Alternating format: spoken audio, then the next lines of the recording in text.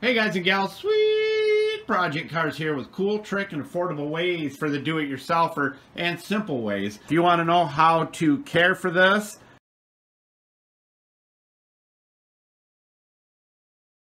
make sure you're around Sunday. Now, this video here, I'm going to share with you a simple little trick that many of you don't know, make your life a lot easier. It is a severe pet peeve for us here. Let's go at it.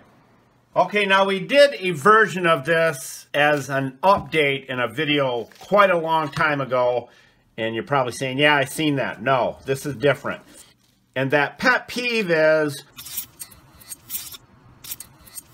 when you go to use this, it never fails that this tube will shoot out and go somewhere because you usually use this to get into a tight area, correct?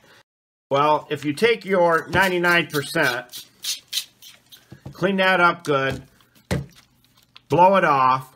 That removes all of the grease and grime so that it'll really bond. You put just a little dab right here.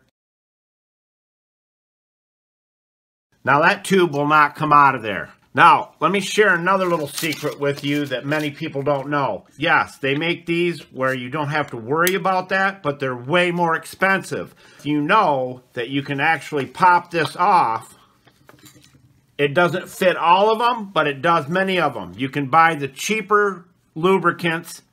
This will actually pop right on, and you just snap it down. Now watch.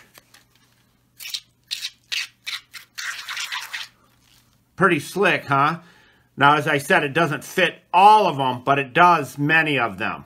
So this can go to use without throwing it away and wasting your money. You do initially have to buy that can with this. Your tip is now glued with your straw, and it hasn't set up yet, and the cool part of it is, if you don't want the straw on here to use it, just keep another nozzle around, pop this off, put your nozzle on, and you're good to go. This is the biggest thing right here, because it doesn't get any more sturdy than that. If you want to put it on something else, you can.